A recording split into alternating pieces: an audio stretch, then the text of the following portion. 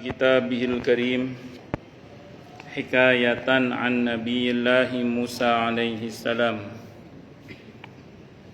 رب اشرح لي صدري ويسر لي أمري واحلل عقدة من lisani yafqahu qawli. Para asatidah, para ibu-ibu sekalian, hafidhani wa hafidhakunallah bil khusus, segenap pengurus Majelis Ta'lim ibu-ibu Masjid At-Taqwa, yang semoga pengurusnya dan jamaahnya, semoga semuanya saja selalu dalam naungan rahmat, barokah, perlindungan serta bimbingan Allah Subhanahu wa taala. Amin Allahumma.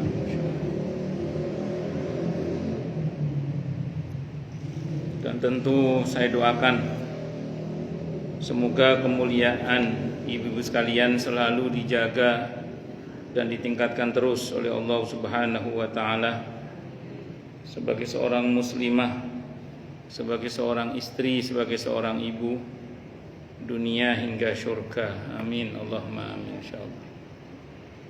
Allahumma inna nas'aluka ilman nafi'a wa rizqan thayyiba wa amalan mutaqabbala wa fatahallahu alaina futuhal arifin.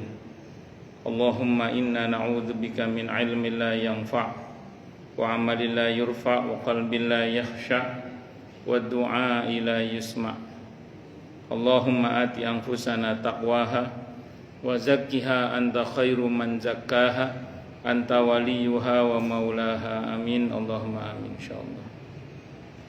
Masih melanjutkan kajian kita kitab Riyadhus Shalihin karya Al-Imam An-Nawawi rahimahullah rahmatan wasi'ah wa rahimallahu ulama al-muslimin. Qala al-musannif rahimahullahu ta'ala wa nafa'ana bihi wa bi'ulumihi fid dharain amin. Bismillahirrahmanirrahim. Bab tentang istikharah dan musyawarah. Nggih, betul nggih? Istikharah itu bisa berarti minta kebaikan dari kata khair, tapi istikharah ini bisa berarti minta pilihan dari kata khiyar. Jadi istikharah bisa berarti minta kebaikan, istikharah bisa berarti minta pilihan. Kalau minta kebaikan dipilih dulu, terus sholat istikharah, ambil wudhu, sholat istikharah, berdoa kepada Allah minta kebaikannya. Saya ulangi, kalau minta kebaikan dipilih dulu, baru sholat, ambil wudhu, sholat 2 rakaat, minta kebaikannya. Ya Allah, sudah hamba pilih calon mantu hamba ini, semoga jadi kebaikan bagi anak hamba, saya minta kebaikannya. Itu istikharah dalam arti minta kebaikan. Kalau istikharah dalam pengertian minta pilihan, itu belum dipilih berarti. Putri jenengan ada yang lamar, kandidatnya banyak, baik semua. Baik, ceritanya yang lamar baik semua gitu. Kalau yang satu baik satu enggak baik, enggak usah istikharah, udah bismillah pilih yang baik ngoten mawon. Jadi ini ceritanya baik semua, sehingga jenengan sulit memilih, memutuskan sulit. Maka jenengan atau putri jenengan sholat, namanya sholat istikharah minta pilihan. Biasanya doanya minta petunjuk kepada Allah, nanti diantara semua ini mana yang lebih baik untuk misalnya anak perempuan. Ini enggak cuma soal perjodohan saja sih, apa saja. Nanti jawaban dari Allah biasanya bisa melalui mimpi, bisa melalui kecenderungan hati, bisa melalui gejala alam biasanya. Kalau melalui mimpi nanti diperlihatkan melalui mimpi. Kalau memang melalui mimpi, kadang melalui kecenderungan hati. Yang kemarin nggak punya ketetapan hati tiba-tiba mantep yang ini misalnya gitu. atau gejala alam. Kalau gejala alam itu contoh gini, kalau mau menghubungi yang ini sulit gitu, yang kadang lobet baterai misalnya, mau menghubungi kena macet atau macam-macam, pokoknya banyak kendala. Kalau yang ini ke satunya lancar banget. Nah mungkin yang lancar itu isyarat dari Allah, itu gejala alam namanya. Nah istikharah ini saya ulang tadi, minta kebaikan atau minta pilihan. Jangan dirubah menjadi istikharah. Saya sudah istikharah Ustaz, kok tambah bingung. Karena kalau istikharah dari kata hayrah, artinya bingung. Jadi kalau istikharah berarti minta bingung. Nah, itu. Jadi istikharah. Jangan istikharah. Kalau istikharah artinya minta bingung artinya. Yang betul istikharah pakai kha. Itu bisa berarti minta kebaikan, bisa berarti minta pilihan nanti. Paham ya? Nah, itu seperti itu. Kalau musyawarah dan istikharah ini kalau merujuk kepada prakteknya para sahabat, itu tidak selalu melalui sholat. Bisa melalui doa saja sambil nanti melihat petunjuk dari Allah. Kalau dalam kitab At-Tadhkir Imam Al-Qurtubi itu, para sahabat pernah bingung. Nabi ini nanti ketika belum menghadap kepada Allah Subhanahu wa taala, sahabat bingung nanti bentuk kubur Nabi ini model yang lahat apa model belah tengah. Maka para sahabat mengutus 2 orang untuk menemui 2 tokoh pakar kuburan, yang satu versi lahat, yang satu versi belah tengah. Ketika keduanya berjalan, para sahabat yang mengutus itu berdoa, ya Allah, tunjukkanlah yang terbaik untuk nabimu Muhammad sallallahu alaihi wasallam. Ternyata yang model belah tengah tidak bisa ditemui orangnya, sementara yang model yang lahat itu ketemu. Maka itulah dianggap sebagai bentuk kuburan yang paling bagus yang menggunakan liang lahat itu, bukan yang belah tengah. Nah itu kalau liang lahat itu ada ini tembok sebelah baratnya ini. Nah ini dikeroi. Kalau belah tengah kuburan tengahnya dilobangi. Boleh, cuman yang lebih utama itu yang liang lahat. Itu karena itu yang untuk Rasulullah Muhammad sallallahu alaihi wasallam. Nah, jenengan bisa gitu, bisa. Jenengan misalnya mau nemui seseorang. Ya Allah, kalau memang jodoh mudahkan. Kalau tidak jauhkan. Tiba-tiba kok lancar ketemu, berarti jodoh ya Allah. Kok enggak ketemu, sulit temui ini, berarti mungkin enggak jodoh. Nah, itu bisa begitu. Sebagian para ulama kita, ini levelnya para ulama, ada yang istikharah itu melalui Al-Quran. Jadi berdoa dulu sama Allah, mohon petunjuk dan mohon isyarat dari Allah melalui Al-Quran. Terus Quran kan tertutup gitu ya, tertutup gini. Langsung nanti dibuka sekenanya, Bismillah. Nah, sekenanya bukanya itu. Nanti ayat itu isinya apa? Ya kira-kira itulah isyaratnya. Ya, itu ini bukan mengundi nasib, bukan. Mohon betul-betul mohon petunjuk kepada Allah. Nah, terus mohon isyaratnya melalui Al-Quran. Tapi ini sebagian para ulama. Kalau yang kedua tadi itu sahabat melakukan. Kalau yang berikutnya ini para ulama banyak melakukan juga. Mohon petunjuk kepada Allah melalui isyarat Al-Quran. Allah. Ya intinya pokoknya satulah. Istikharah itu artinya mohon kebaikan atau mohon dipilihkan. Mohon dipilihkan. Yang kedua, musyawarah.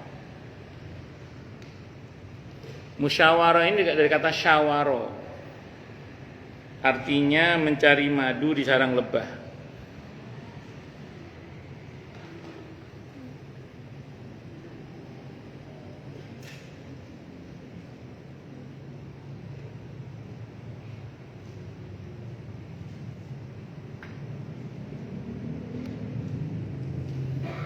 Saya ulang, musyawarah itu dari kata syawaro artinya mencari madu di sarang lebah. Saya ulang, musyawarah dari kata syawaro artinya mencari madu di sarang lebah. Berarti kalau mau musyawarah supaya dapat madunya, itu carilah orang yang punya kualitas seperti lebah. Saya ulang ya. Musyawarah itu dari kata syawaro artinya mencari madu di sarang lebah. Maka kalau kita mau musyawarah supaya dapat madunya, berhasil musyawarahnya, carilah orang yang punya kualitas seperti lebah. Orang beriman itu digambarkan oleh Allah seperti lebah. Lebah itu tidak makan kecuali yang baik,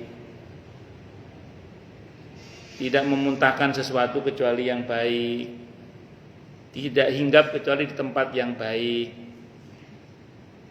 pemberani tapi tidak rese, itu lebah. Dan kalaupun dia menyengat, terkadang sengatnya jadi obat. Nah, itu lebah itu. Orang beriman itu seperti lebah, tidak makan kecuali yang baik, tidak ngomong kecuali yang baik, tidak hinggap kecuali di tempat yang baik. Orang beriman itu pemberani tapi tidak rese. Terus apa? Kalaupun marah, seringkali marahnya memberikan solusi. Itu orang beriman. Maka jangan kalau musyawarah, cari orang yang punya kualitas seperti lebah.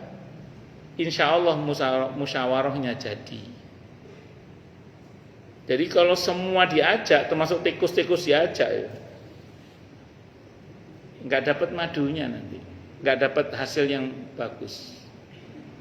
Makanya ibu kalau baca surah An-Nisa ayat 34-35 tentang hakam itu, kalau sudah mentok masalah suami istri kan disuruh manggil hakam. Hakam itu juru damai dari keluarga suami maupun dari keluarga istri. Itu Al-Quran memberi arahan kepada kita apa? Iyurida islaha yuwaffiqillahu bainahuma. Jika keduanya menghendaki kemudahan, jika keduanya menghendaki perbaikan, maka Allah akan berikan taufik kepada suami istri itu nanti. Allah kasih pertolongan kepada suami istri. Artinya apa? Juru damai dari keluarga suami, juru damai dari keluarga istri, itu enggak semuanya dilibatkan. Hanya keluarga-keluarga yang punya keinginan memperbaiki hubungan si suami istri yang sedang bermasalah itu. Maka kalau itu yang terjadi, Allah akan berikan taufik pada suami istri itu. Allah kasih pertolongan nanti. Yuwaffiqillahu bainahuma nanti. Tapi catatannya hakamnya harus iyurida islaha, harus menghendaki kebaikan atau perbaikan. Ngoten nggih bagus ya terjemahannya. Nggih. Oh kalau gitu nggak semuanya bisa ikut, jangan. Karena itu nanti dua juru damai ini musyawarah, harus orang-orang yang punya kualitas seperti lebah tadi itu. Kalau yang punya niat tidak baik dilibatkan juga, nggak jadi itu. Ini cerita saja ya. Ini kisah nyata. Suatu saat ada jamaah menemui saya. Beliau sama orang tuanya, ini jamaah saya menemui saya. Ustadz, saya minta tolong Ustadz nanti datang mewakili keluarga saya. Karena bapaknya anaknya ini udah meninggal. Ibunya itu pengen saya menjadi wakil dari keluarga laki-laki. Nah, ceritanya si anak laki-lakinya ini sedang digugat cerai oleh istrinya. Sudah mau ketok palu. Saya bilang insya Allah bu, saya bilang itu. Maka datanglah saya dan pihak keluarga wanita. Keluarga wanita datang juga. Alhamdulillah wa masya Allah, dua juru damai ini saya termasuk dan keluarga si wanita itu menghendaki perbaikan, bukan menghendaki perceraian. Akhirnya kita musyawarah, kita ngobrol baik-baik. Karena kita berharap rumah tangga ini tidak cerai gitu. Alhamdulillah wa masya Allah, saat itu yang saya tahu gugatan cerai istri dicabut, nggak jadi cerai. Alhamdulillah masya Allah. Setelah sekian tahun berlalu, saya ketemu lagi sama si ibu ini. Gimana bu kabarnya mas ini, gitu, yang kemarin nggak jadi cerai itu? Iya sudah cerai sekarang. Setelah sekian tahun itu, loh kok cerai gimana? Itu Ustaz berantem lagi, nggak ngomong-ngomong sama saya. Berantem lagi nggak ngomong-ngomong sama saya. Masing-masing bawa pengacara Ustaz. Nah, tahu sendiri pengacara kan, pasti membela sesuai dengan pesanan kan. Ya udah nggak cocok. Kalau udah nggak cocok itu Allah nggak jamin dapat taufik. Akhirnya cerai akhirnya. Nauzubillahi minasyaitonir rajim. Nah, makanya musyawarah itu harus mengajak orang yang punya kualitas lebah supaya berhasil musyawarahnya. Saya nggak tahu ngenyenan pernah apa nggak rapat RT apa rapat RW apa rapat masjid. Itu kalau semua diajak nggak disortir, hanya orang-orang pilihan, nggak jadi musyawarah itu. Instruksi toh. Jadi ada model orang begitu itu ada. Makanya kalau musyawarah itu harus orang-orang pilihan sebenarnya. Tidak semua orang bisa diajak musyawarah. Tidak semua orang. Saya ulang, tidak semua orang bisa diajak untuk musyawarah. Kalau ingin berhasil musyawarahnya itu cari orang-orang yang punya kualitas apa tadi? Lebah. Tidak makan kecuali yang baik, tidak memuntahkan kecuali yang baik, tidak hinggap kecuali tempat yang baik, pemberani tapi tidak resek. Kalaupun marahnya terkadang jadi obat. Dan kalaupun menyengat terkadang sengatnya jadi obat.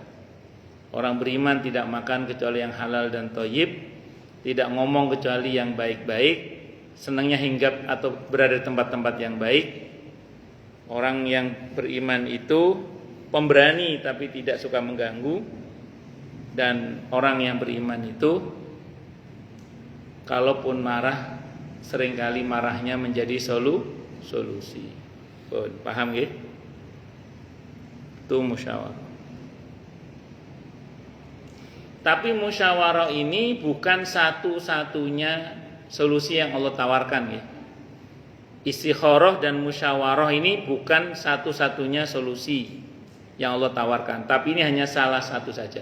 Karena ada masa di mana kadang kita nggak perlu musyawarah, kadang perlu juga itu mengambil keputusan sepihak, karena memang nggak akan pernah bisa terjadi kalau tidak segera diambil keputusan.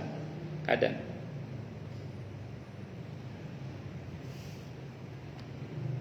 kan ada model orang itu yang lambat sekali ngambil keputusan. Sehingga kalau nunggu dia nggak selesai nanti. Bismillah, segera ambil tindakan. Nah, jadi kadang perlu juga tapi nggak selalu. Tapi kadang perlu itu, seperti itu. Tapi secara umum dua tadi itu solusi yang Allah tawarkan sebagai solusi kebanyakan kita lah. Itu seperti itu. Tapi akan ada masa di mana kadang tidak perlu musyawarah. Kenapa? Karena dibutuhkan pengambilan tindakan dengan segera.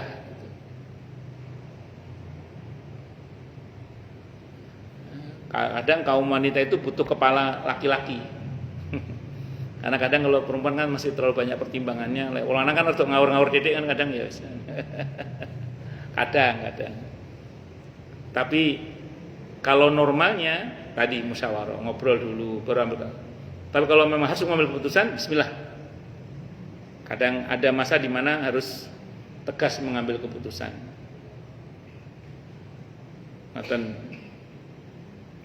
Tapi tegas itu dibagi dua juga nanti. Ada tegas karena keras kepala, keras hati. Kalau kepala memang harus keras, Bu. Kalau kepala nggak keras. Tapi ini keras hati, hatinya keras. Tapi ada juga yang tegas karena teguh pendirian, namanya tamakun. Dalam Islam ini dua hal yang berbeda. keras hati itu atau keras kepala bahasa kita ya, itu buruk, akhlak yang buruk. Tapi kalau teguh pendirian itu akhlak yang mulia, namanya tamakun. Beda. Jadi beda antara tamakun, teguh pendirian dengan keras kepala atau keras hati tadi itu.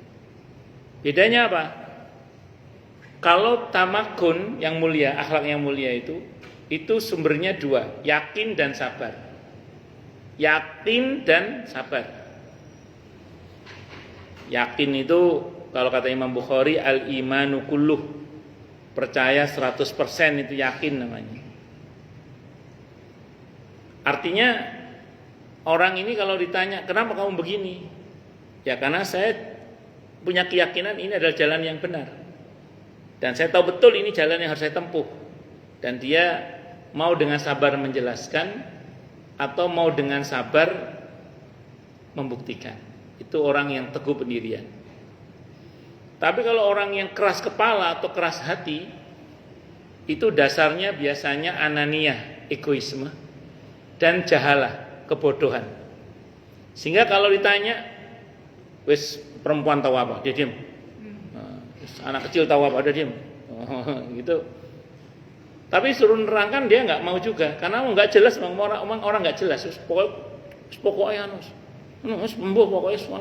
nah, itu. Ini keras kepala atau keras hati. Jadi kalau tegur itu alih-alih mau menjelaskan, malah marah, bahkan cenderung merendahkan orang yang bertanya itu, dan tidak mau dengan sabar membuktikan juga. Kalau orang yang teguh pendirian, dia ngomong apa aja, dia sabar. Kenapa? Karena dia yakin dengan jalan yang dia tempuh, dan dia mau dengan sabar menjelaskan atau mau dengan sabar membuktikan. Karena memang tidak semuanya bisa dijelaskan. Dan karena memang tidak semua orang mampu menjelaskan juga itu seperti itu. Kan yang paling menyedihkan dari sebuah kesedihan adalah menjelaskan kesedihan itu sendiri. Misalnya ada orang sedih misalnya. Nah, makanya karena nggak semua orang punya kemampuan menjelaskan, dia mau dengan sabar membuktikan. Dan itu rasanya beda antara orang yang teguh pendirian dengan orang yang keras kepala, itu beda. Itu seperti itu. Kalau keras kepala atau keras hati itu akhlak yang buruk. Kalau tamakun, teguh pendirian, itu adalah orang yang mulia akhlaknya. Tapi dasarnya dua tadi, yakin dan sabar. Yakin dan sabar.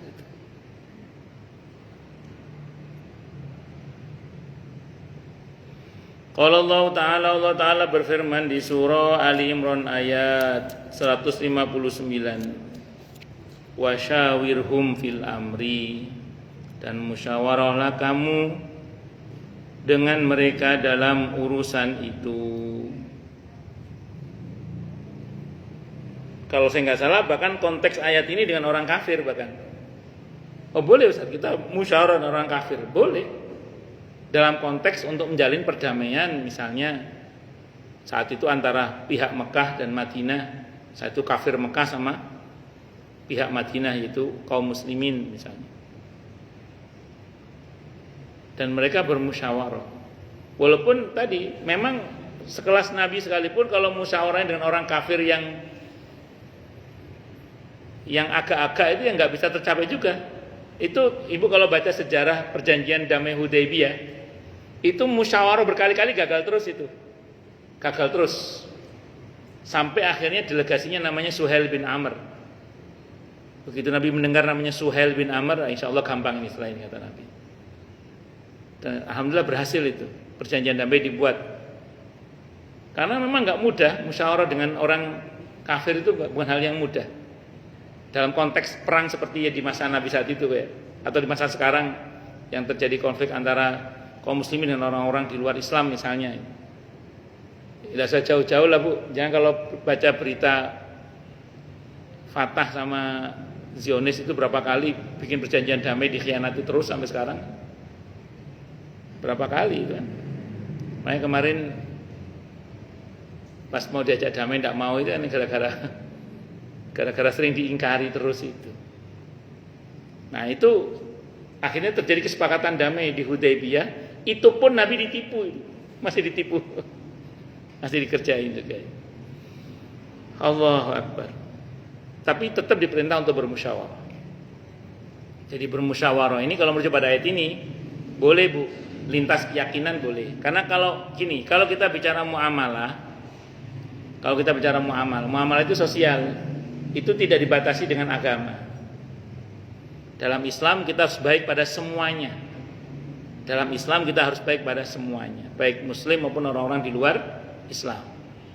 Harus baik pada semuanya. Tidak dibatasi oleh agama. Maka jenengan kalau rapat RT, rapat RW itu jangan diundang karena dia non muslim, nggak bisa gitu. Kalau dia memang bagian dari pengurus RT RW kita undang tetap. Cuman yang diundang itu orang-orang pilihan yang memang bisa diajak ngomong gitu maksudnya gitu loh. Yang bisa diajak musyawarah. Karena memang tidak semua orang bisa diajak musyawarah.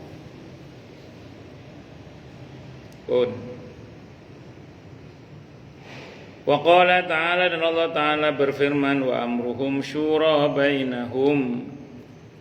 Surah Asy-Syura ayat 38. Dan urusan mereka diputuskan dengan musyawarah di antara mereka. Kalau ini intern para sahabat, intern kaum muslimin. Jadi apa-apa itu dimusyawarahkan. Jadi apa-apa itu napa dimusyawarahkan. Nah, maka di tengah-tengah keluarga itu kalau bisa ya sama, apa-apa ya dimusyawarahkan.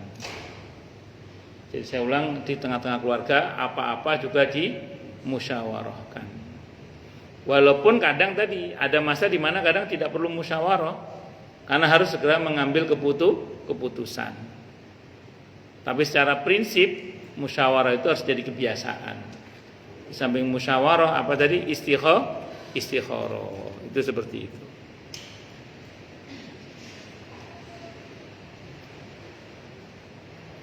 Hujan nggih. Nah, ngaji di masjid hujan sambil berdoa yang baik-baik nggih.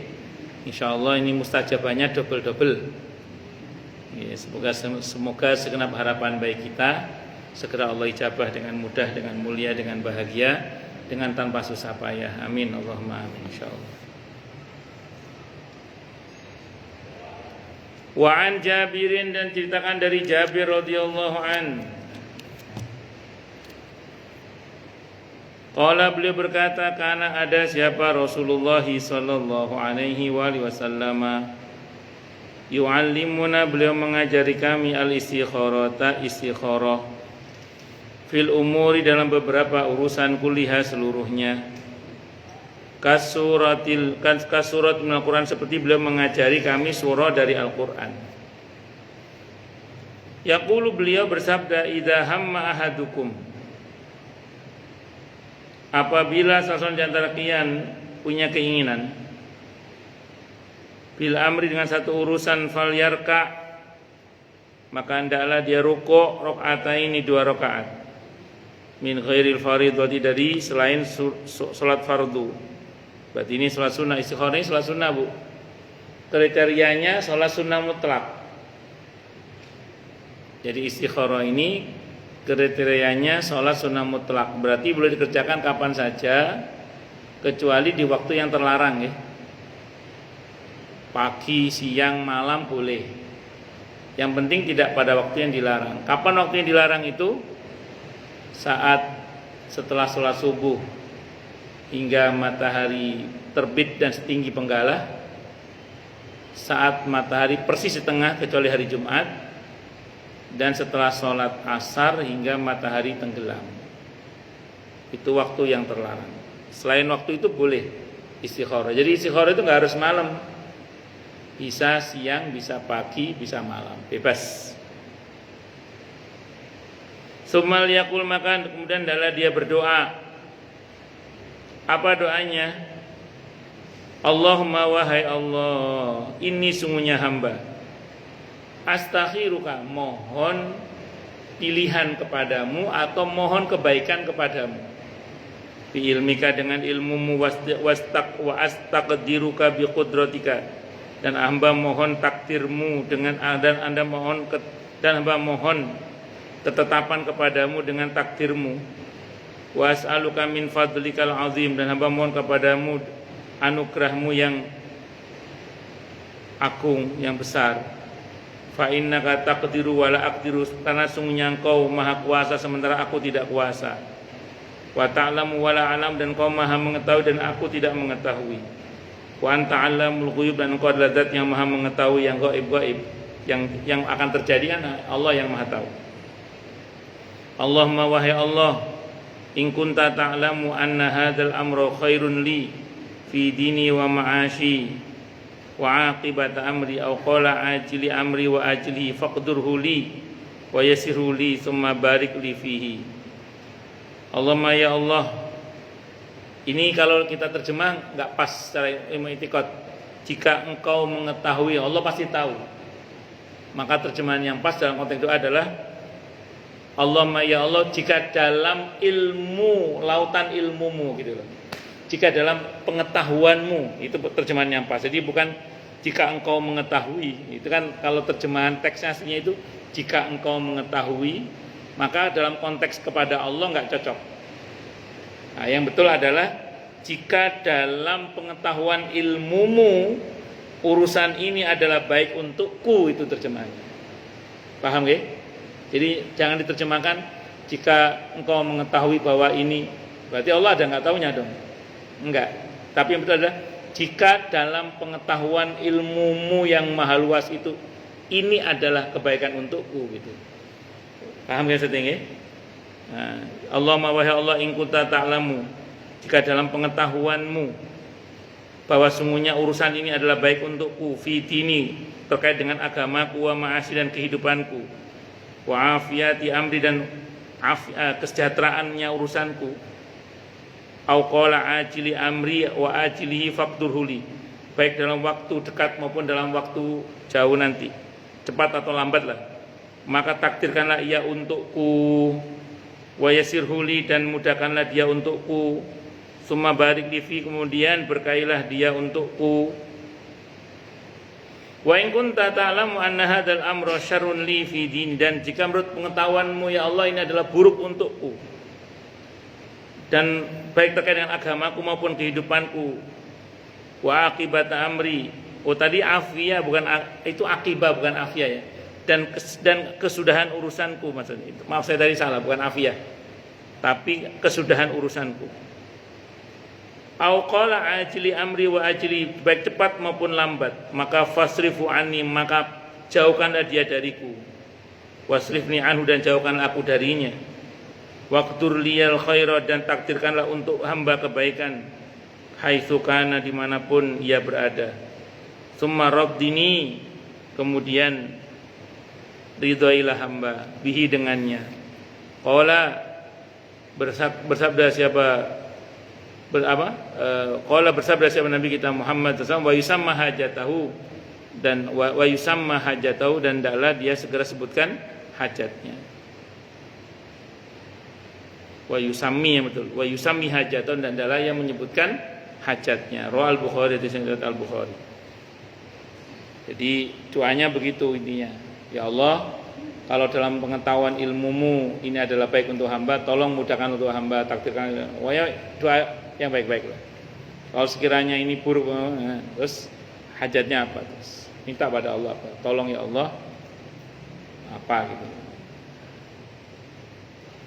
Ya Allah, jika dia jodoh orang lain, kalau berkaitan dengan jodoh ini, maka ya Allah, jika dia jodoh hamba, maka mudahkanlah hamba untuk berjodoh dengannya. Kalau dia jodoh orang, kan hamba juga orang ya Allah. Itu doanya jomblo.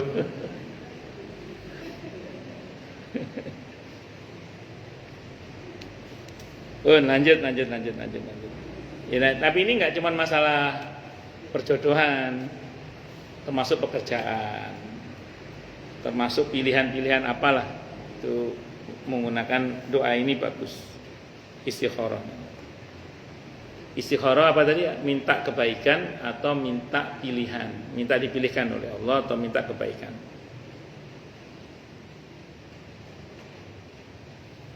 Allahu Akbar. Kalau menurut para ulama, idealnya istikharah itu sekali aja, tapi yang mantap sekali. Jangan diulang-ulang, sekali terus tunggu jawabannya udah. Tadi jawabannya bisa melalui mimpi, bisa melalui gejala alam, bisa melalui kecenderungan hati. Jadi sekali yang mantap istikharah itu sekali aja. Saya itu tunggu jawabannya udah. Kalau kata para ulama nggak bagus mengulang-ulang istikharah untuk masalah yang sama. Ya, jadi sekali yang mantap, setelah itu udah serahkan pada Allah. Kalau adabnya kata para ulama, kalau sudah sholat istikharah, seutuh-utuhnya jawabannya serahkan kepada Allah. Kita netralkan diri kita serahkan semuanya pada Allah. Nanti kita tunggu jawaban dari Allah udah. Nanti jawaban Allah tadi bisa melalui mimpi, bisa melalui gejala alam, bisa melalui kecenderungan hati. Kalau idealnya sekali, nanti biarkan Allah yang menjawab udah. Tunggu aja jawabannya udah.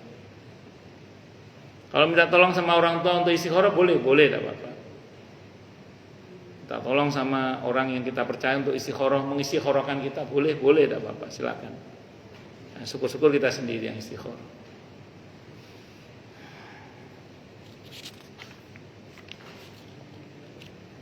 Bab tentang sunnah pergi ke tempat sholat.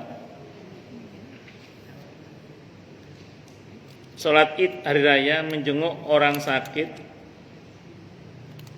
haji, mengiringkan jenazah dan lain sebagainya, dengan melewati jalan yang berlainan sewaktu berangkat dan pulang untuk memperbanyak tempat ibadah.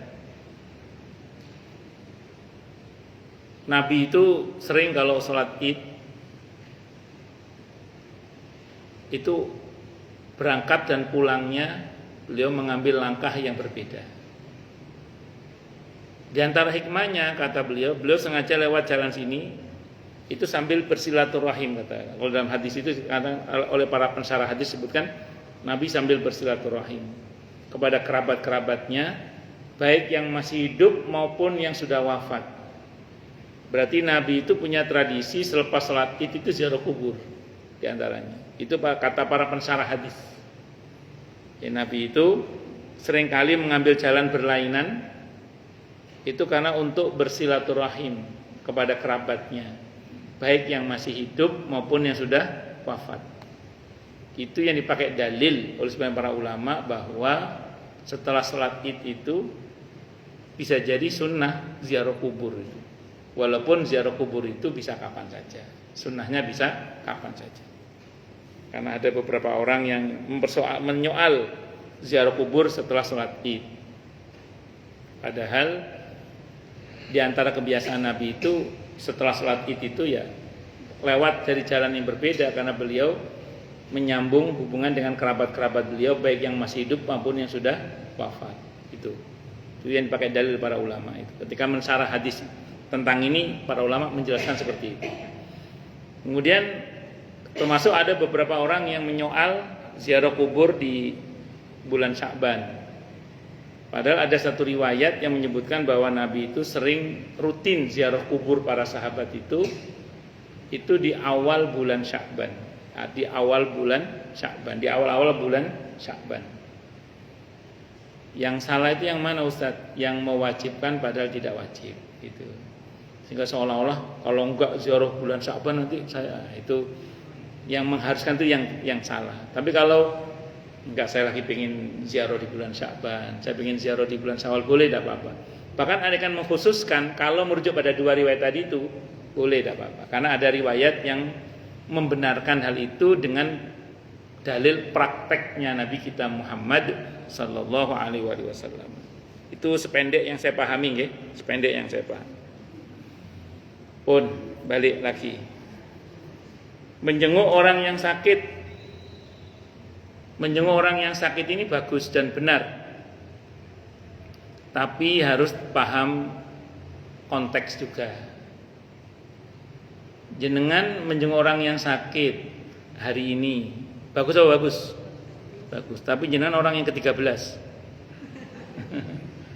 Artinya harus konfirmasi pada pihak keluarga bisa dijenguk apa tidak. Adabnya itu gitu. Karena takutnya itu jam istirahat atau waktunya istirahat. Bahkan ada beberapa orang sakit itu sengaja ke rumah sakit untuk bed rest. Tidak mau dijenguk maksudnya. Itu seperti itu. Jadi harus paham konteks. Tapi secara umum bagus, tapi tetap harus paham konteks siapa yang dijenguk itu. mau apa enggak, siapa apa tidak, siapa tidak, waktu istirahat apa tidak, itu perlu dipertimbangkan.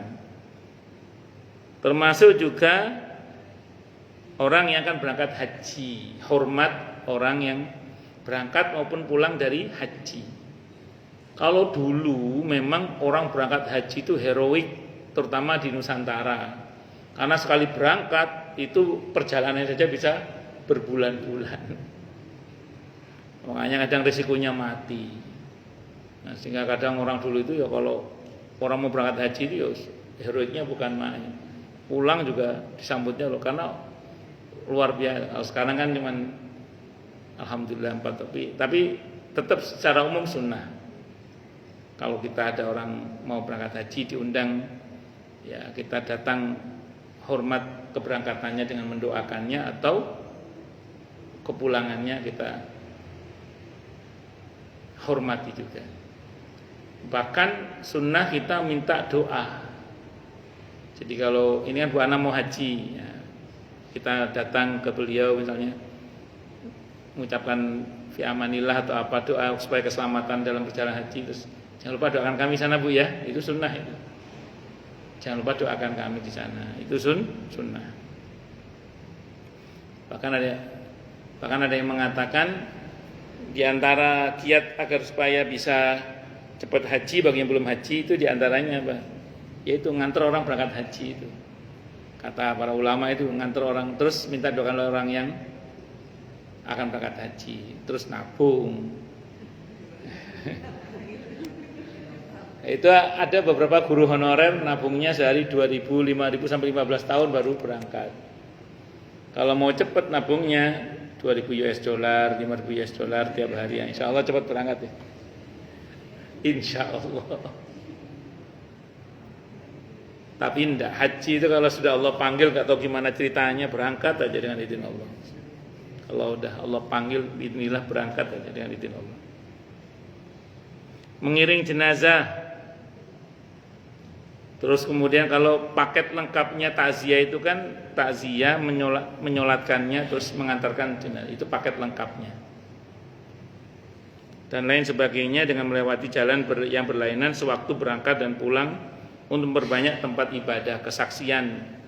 Kalau di syarahnya yang saya pernah baca itu, Nabi itu karena memang senang mengambil jalan yang berbeda karena beliau sambil bersilaturahim kepada kerabat-kerabat beliau, baik yang masih hidup maupun yang sudah wafat. Kalau menyambung kekerabatan dengan wafat bagaimana? Ya dengan ziarah kuburnya itu, dengan mendoakannya, dan mengucapkan salam dan macam-macam. An Jabirin, dari Jabir radhiyallahu anhu qala, beliau berkata, kana nabiyyu, ada siapa an-nabiyyu, nabi kita Muhammad sallallahu alaihi wasallam, idza kana yaumu idin, apabila ada hari Id, khalafat tariqa, beliau mengambil jalan yang berbeda. Rawal Bukhari, hadis riwayat Imam Al-Bukhari. Nabi kalau salat Id berangkat dan pulangnya ngambil jalan yang berbeda. Kata para pensyarah hadis, Nabi sambil menyambung kekerabatan dengan kerabat beliau yang masih hidup maupun yang sudah wafat. Jadi agenda beliau kalau salat Id itu mengambil jalan yang berbeda itu karena menyambung kekerabatan dengan kerabat beliau yang masih hidup maupun yang sudah wafat. Berarti ada agenda ziarah kubur setelah salat Id itu. Itu diantara para penjelasan para pensyarah hadis yang saya tahu. Wallahu a'lam bishawab. Nah, kalau dikatakan apakah sunnah ziarah kubur setelah salat Id, kalau merujuk pada penjelasan para ulama dari hadis ini, jawabannya sunnah. Jawabannya apa? Sunnah. Harus? Enggak harus. Ya kapan kita sempat, tidak ada masalah juga, karena ziarah kubur itu secara umum mutlak kapan saja kita mau.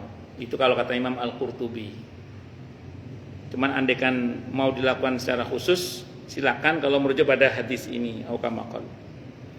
Wa an Ibnu Umar, kita dari Ibnu Umar radhiyallahu anhu, anna Rasulullah, sungguhnya Rasulullah sallallahu alaihi wasallam, karena adalah beliau yakhruju, keluar, min tariqi syajarati, dari jalan asyajarah. Jadi seringkali lewat dari jalan asyajarah. Wa yadkhulu min tariqil mu'arris, dan beliau masuk dari pintu mu'arris. Wa idza dakhala Makkah, apabila beliau masuk kota Makkah, dakhala minasaniyatil ulia. Beliau masuk dari bukit Saniyatil Ulia. Wa yakhruju minasaniyatis sufla, dan beliau keluar dari Asaniyatus sufla. Hadisnya riwayat Bukhari dan Muslim. Jadi Nabi sering ngambil jalan yang berbeda antara keluar dan masuknya. Jadi itu Nabi sering mengambil jalan yang berbeda antara keluar dan masuknya. Sependek yang saya baca dari para pensyarah hadis, karena Nabi sambil menjalin silaturahim. Jadi sambil bersilaturahim, terutama kepada kerabat-kerabat beliau, baik yang masih hidup maupun yang sudah wafat. Untuk yang tadi, kalau yang ini mungkin dalam konteks untuk ya menyapa umatnya lah, atau masyarakatnya. Itu Nabi kita Muhammad sallallahu alaihi wasallam. Nabi itu kalau kita cermati dalam sirahnya, ini tadi soal jalan. Nabi itu ketika berjalan dengan para sahabat itu juga nggak pernah di satu posisi. Kadang beliau di depan, kadang beliau di tengah, kadang beliau di belakang. Ing ngarsa sung tulodo, ing madya mangun karso, tuturi handayani. Nabi itu gitu. Jadi Nabi itu nggak terus selalu di depan, nggak di tengah terus, enggak. Kadang beliau di belakang, kadang di tengah, kadang di depan. Tidak pernah di satu titik, selalu pindah-pindah beliau. Itu seperti itu. Dalam konteks perang itu strategi, strategi supaya musuh nggak bisa membaca. Itu seperti itu. Ya, kalau lewatnya nggak pernah sama kan mesti musuh nggak bisa baca tuh. Wah ini lewat dalam konteks masa itu. Saya masih ingat ada dulu penceramah di daerah Jawa Timur tuh, seorang kiai yang sangat vokal gitu. Biasanya kalau terlalu vokal tuh musuhnya preman-preman. Karena konteksnya nahi mungkar. Kata kiai itu pas habis ceramah beliau ngomong ini. Kalau ada yang nggak terima dengan ceramah saya, kata beliau, silakan nanti beritahu saya dihadang di mana. Kalau Anda hadang saya di Kumitir, saya akan lewat jalur utara. Maksudnya tak hindar.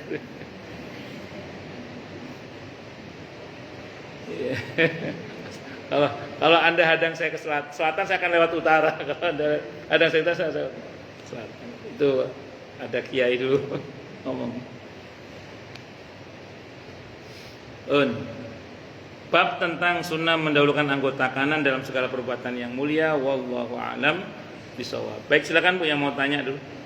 Tanya, protes, marah boleh. Kalau nggak ada saya teruskan. Monggo kalau ada. Ini ngaji di masjid sedang hujan, bawahnya sambil doa nggih dalam hati. Semoga mustajabah. Ini mustajabahnya double-double insyaallah. Semoga Allah ampun dan maafkan kita semua. Semoga Allah berkahi kita semua, keluarga kita, kesehatan kita, lahir batin kita, umur kita, rezeki kita, keturunan kita semuanya. Amin Allahumma amin insyaallah. Ya monggo silakan. Sambil batin doa yang baik-baik. Monggo kalau ada. Kok masih berdoa semua? Kalau nggak ada saya teruskan lagi berarti ini. Jelas semua nggih? Alhamdulillah jelas semua. Atau tidak jelas semua? Loh bener jelas semua ini. Lanjut nggih? Oh alhamdulillah jelas semua. Mudah-mudahan yang repot kalau nggak jelas semua. Bab tentang sunnah mendahulukan anggota kanan dalam segala perbuatan. Dalam segala perbuatan yang mulia. Perbuatan yang utama itu seperti wudu, mandi, tayamum, memakai pakaian, memakai sendal, memakai sepatu, memakai celana, masuk masjid. Bersugi itu apa bersugi? Bersiwak, bersiwak. Bercelak mata, memotong kuku, mencukur kumis, mencabut bulu ketiak, mencukur rambut kepala, mengucapkan salam ketika selesai sholat, makan, minum, berjabat tangan, mencium hajar aswad, keluar dari kamar kecil, mengambil sesuatu, memberikan sesuatu dan lain sebagainya. Itu usahakan mendahulukan yang kanan dalam arti menggunakan yang serba kanan. Tindakan sebaliknya kayak melepas itu sebaliknya kiri. Kayak celana tadi, makanya kan awalnya kaki kanan, nanti melepasnya kaki kiri. Sendal juga sama, pakainya kaki kanan, nanti melepasnya kaki kiri dulu. Terus gitu, pakaian baju juga sama, masuk pertama tangan kanan, nanti melepasnya tangan kiri dulu. Itu biasanya gitu.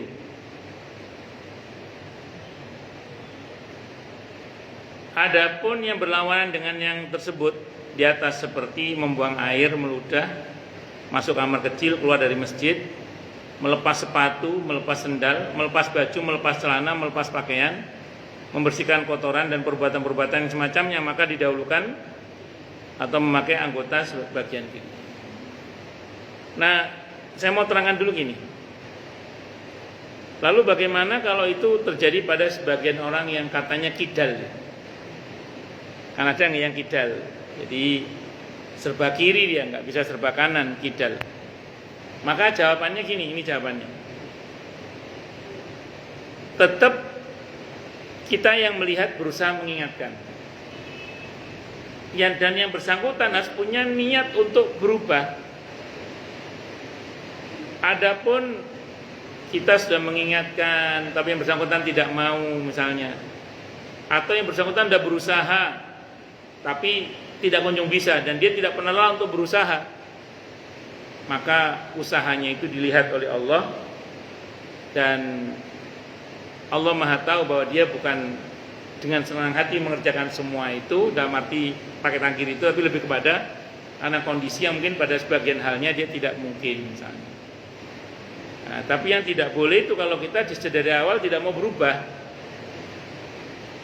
Jadi kalau sedari awal tidak mau berubah itu yang tidak boleh. Tapi kalau memang kebiasaannya begitu ya nggak bisa lagi, ya sudah, mau gimana lagi, mau dia nggak bisa, memang diajarinya begitu, dulu dari kecilnya dia memang sudah begitu. Nah, tapi saya ulang tadi, tetap dalam hati harus ada keinginan untuk berubah. Dan dia tidak wajib berhasil, yang penting dia berusaha untuk berubah. Karena pada akhirnya la yukallifullahu nafsan illa wus'aha. Allah tidak akan bebani orang di luar kemampuannya. Ya, kalau betul-betul nggak bisa ya nggak apa-apa. Itu seperti itu. Sebelum saya masuk ke ayat, ada yang mau nanya dulu mungkin? Apa? Oh nggih, baik. Kalau Hajar Aswad itu kanan kirinya bagaimana? Saya juga nggak tahu. Saya tadi mikir, pas baca juga mikir itu. Nggih, boten ngertos lho. Pengertiannya kanan kiri Hajar Aswad bagaimana saya nggak paham saya itu. Betul paham loh. Saya tadi pas baca itu juga mikir, ini gimana maksudnya pengertian Hajar Aswad kanan kirinya itu. Wallahu a'lam bishawab. Monggo silakan kalau ada. Kalau ada. Nggih monggo Bu. Nggih silakan.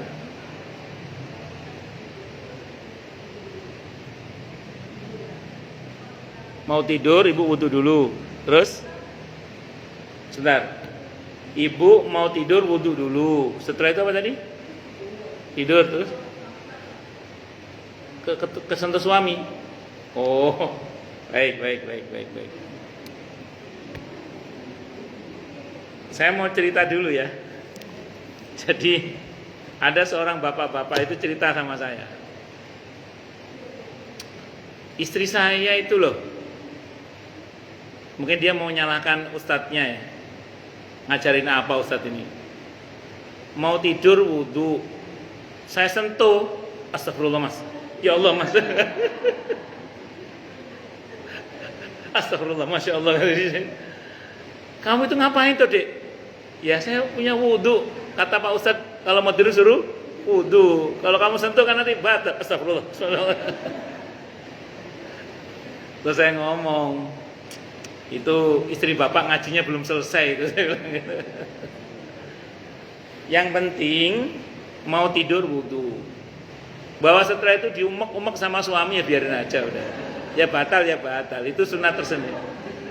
Jadi wudu sebelum tidur itu sunnah tersendiri. Nah, diumek-umek sama suami itu sunnah tersendiri lagi itu. Ngoten nggih? Wallahu a'lam. Ya kalau bilangnya batal, ya batal nggak apa-apa. Dan pahalanya gede itu. Jadi bisa jadi ibu mempertahankan wudu dengan disentuh suami, bisa jadi disentuh suami itu lebih besar pahalanya daripada mempertahankan wudu yang tadi. Astagfirullah, masya Allah. itu kejadian kisah nyata itu di Surabaya itu. Ada orang nanya begitu, ada orang cerita. Nggih. Ya, kalau ibu sih nggak gitu. Ini saya cerita orang Surabaya tadi.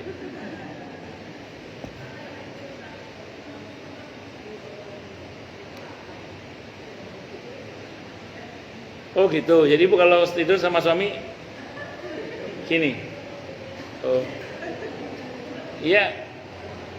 Ya pokoknya sentuhan kulit ketemu kulit suami istri kalau dalam mazhab Syafi'i syahwat atau tidak syahwat batal gitu aja. Batal enggak apa-apa. Disentuh suami itu kan kebaikan tersendiri ya. Orang itu kalau udah nikah, Bu, sekali sentuh srek dosanya rontok. Disentuh lagi srek rontok lagi, apalagi nyentuhnya srek, oh itu dosanya rontok semua itu. Nonton nggih? Jadi disentuh suami, nyentuh suami itu dosa rontok itu. Kok bisa rontok Ustaz? Ya karena menyentuh yang haram kan dosa.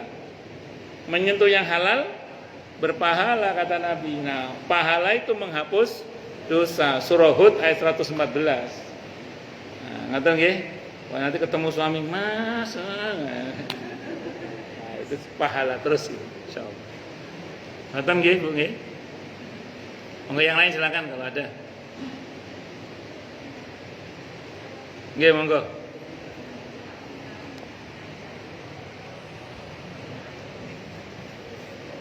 Sebentar, mandi. Terus.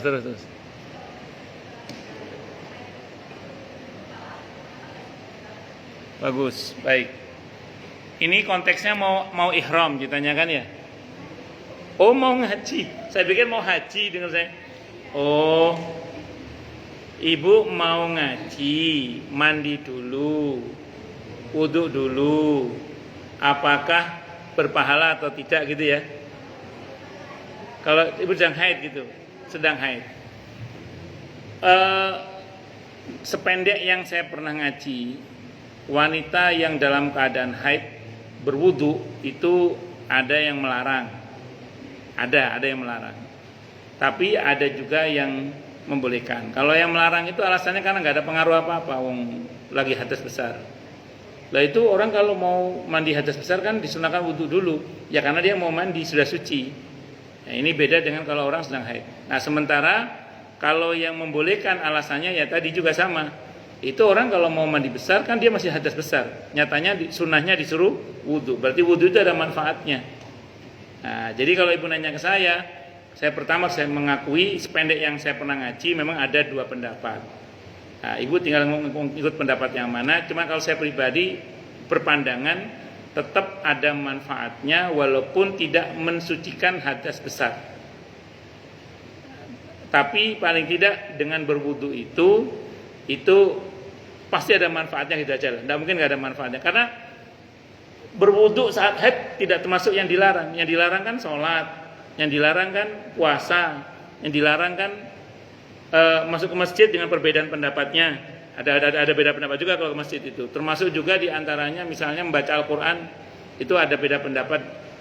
Tapi kalau yang disepakati yang pasti nggak boleh kan tawaf, misalnya puasa, sholat itu. Nah, selebihnya itu wudu tidak ada masalah berarti. Kalau ibu ikut pendapat yang kedua ya. Nah, saya lebih condong pada yang membolehkan. Saya pribadi lebih condong pada yang membolehkan kalau saya pribadi. Walaupun saya tidak memungkiri ada yang melarang. Kalau yang melarang itu rasanya berbuat yang sia-sia alasannya itu. Di antaranya kan berbuat yang sia-sia nggak ada manfaatnya. Itu kata pendapat yang melarang. Kalau saya termasuk yang condong pada yang membolehkan kalau saya pribadi ya. Wallahu a'lam bishawab. Jadi pada alasannya sama. Kalau yang pertama alasannya itu yang wudu sebelum mandi besar itu hanya khusus untuk itu. Kalau yang satu lagi mengatakan Loh enggak, itu justru masih hadas besar itu. Berwudu berarti boleh dan itu ada manfaatnya, berarti Nabi nyuruh kok. Masih ada manfaatnya itu. Nah, saya lebih condong pada boleh itu kalau saya pribadi. Wallahu alam bisawab. Ngoten nggih? Nggih. Cukup dulu ya. Cukup nggih? Sudah hampir zuhur. Kita tutup dengan hamdalah. Alhamdulillahirabbil alamin. Semoga kajian kita bisa bermanfaat, mubarakah fid dini wad dunya wal akhirah. Untuk kita, keluarga kita, dan seluruh umat Islam semuanya. Dan mudah-mudahan kita semua dijadikan oleh Allah sebagai orang-orang yang sukses dunia akhirat, selamat dunia akhirat, bahagia dunia akhirat, dan dipermudah urusan kita oleh Allah fi dini wa dunya wal akhirah. Semoga Allah limpahkan hidayah selalu untuk kita. Semoga Allah tingkatkan selalu hidayah untuk kita. Dan semoga Allah berikan hidayah untuk siapapun yang melihat kita. Subhanakallahumma bihamdika asyhadu an la ilaha illa anta astaghfiruka wa atubu ilaik. Sallallahu alaihi Muhammad wa ala alihi wa sahbihi wasallam. Saya mohon maaf. Wassalamualaikum warahmatullahi wabarakatuh.